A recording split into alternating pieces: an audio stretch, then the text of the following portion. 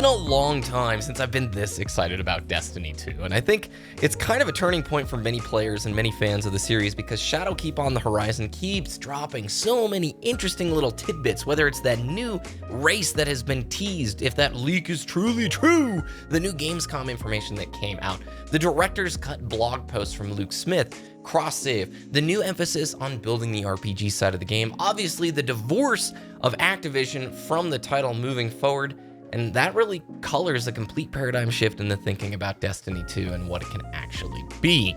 However, it doesn't come all rosy and cheeky and happy because it begs the question, honestly, what was Activision preventing Bungie from doing, and will we really see this paradigm shift in Destiny 2 moving forward? So let's get a few things straight. I loved Destiny 1. If you're new on the channel, covered the game heavily all throughout Destiny 1. Ran a Destiny news podcast that ran for 4.5 years. I love D1. Destiny 2, for many players, was a contentious item. Vanilla Destiny 2 left a lot to be desired and questions about why the game took a lot of seemingly steps backwards.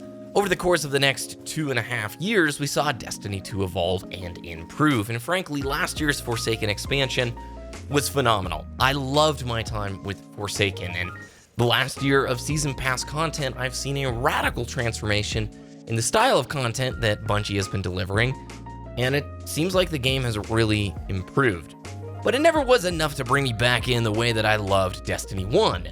The kind of love where I would play on all three of my characters the Nightfall every single week just for a chance of my Gjallarhorn drop, or trying to get some exotic that I just hadn't added to the collection yet. I never had that fervent desire to just grind away at Destiny 2 the way I did with Destiny 1. However, I think that is all about to change with Shadowkeep. I'm showing on the screen some PvP footage. I hopped back in with my friend Kat. He and I played since Destiny 1, clan member and a friend that we've done countless trials runs together. And I gotta say, as somebody who took a step away from Destiny 2 every few months, coming back in, it feels like Bungie has the perfect storm of circumstances to make what could be their best expansion yet. Is this the Wrath of the Lich King expansion for Destiny? The golden era, the turning point? Well, I think so. Maybe not with Shadowkeep. Maybe this is the kind of culminating point where it begins. But man, things are pointing to bright days for this series. Today from Gamescom, we saw some information from the developers as well as 2 new trailers, a cinematic and one that blended new gameplay stuff into the picture. And the real takeaway story here is that trailer seems to confirm a bunch of information from a 4chan leak, okay? And that leak was saying that Eris awakens Typhon, a member of the dark race, the Veil, whose spirit had been resting within a shard of darkness. Typhon then immediately begins resurrecting guardian spirits from the great disaster. And even within that gameplay trailer, we got to see floating ghost-like figures on the moon, which would definitely sort of correlate to what we hear there. They then go on in the 4chan rumor to say that Typhon's awakening causes the Vex to rapidly begin invading the entire system. The invasion will be teased, and Vex invade every planet, including Earth. Hey, remember that Vex cinematic that was leaked like 2 years ago? Well, we saw a new and refined version of that as well today. It goes on that Typhon wants to reawaken the Black Heart, which you will prevent him from doing in the Garden of Salvation raid. Obviously, it's 4chan, so take it with a grain of salt, but it does finally feel like we are on the cusp of figuring out what the darkness is, elevating the pitch, elevating the stakes for Destiny 2 story, and I could not be happier because it seems like Destiny 1 laid so much groundwork for a larger narrative and giant world bosses that never seemed to come to fruition within Destiny 2. Yes, there were cool subplots and sub-narratives, but Gaul just didn't do it for me, and the Forsaken storyline never felt like the stakes were as high as they were during Destiny 1. If you want to check out any of that Gamescom information, I'm going to leave plenty of links in the description below. But I do want to talk about the Director's Cut blog posts. These are lengthy blog posts that have been going up on Bungie.net for a while now, the last few weeks. And it's Luke Smith really diving into so many insights and just really open dialogue with the community about the goals with Destiny moving forward, struggles that they've had, and just a real honest talk you would have over a beer with somebody about what is going on with Destiny and what they hope to see happen. And frankly, if you are a dedicated player, I think it is worth reading these. There's so much insight, way more than I could ever cover in this video. But the moral of the story and the takeaway is there is so much more that the devs have wanted to do with Destiny for years and years, but they haven't been able to for a multitude of reasons.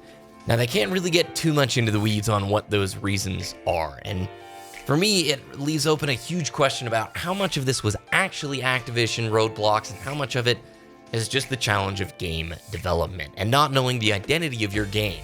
It seems like Activision definitely interfered with the identity portion of Destiny, continually defining what the release schedules would look like and defining how the monetization would occur. However, the grander identity and the grander scale of Destiny development still laid in Bungie's hands. It really is great seeing this kind of communication and dialogue, and I hope this is an indication of things that we can see moving forward with the game. As you Destiny the Show listeners know, covering TWABs for like 4.5 years, there was so much opaque language that was used during Destiny 1 and most of Destiny 2.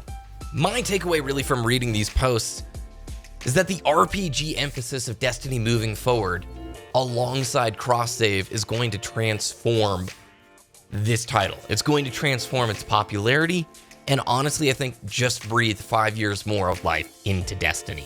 If we stuck with Activision, if we had a Destiny 3, if we kept doing these little expansion model things the way that Activision was doing it, I honestly didn't see that big or bright of a future for the game. Cross-save is going to be a bigger deal than anybody thinks it will be. Obviously, the goal of cross-play down the road is something that will be massive, but being able to play, let's say on PC, or to just walk over to my couch and turn on the PS4 and play with the PS4 friends that I used to play with all the time, is going to be an absolute game changer. These titles are perfect for friends. It's a social game, it's built for that, and tearing down any walls in between those paradigms is something that will radically improve the game. And I think you all would agree that more customization and more depth in terms of going towards a focused RPG approach is most likely going to be a big improvement. Activision took the accessibility, cranked it up to 10, Destiny 2 Vanilla is the result of that.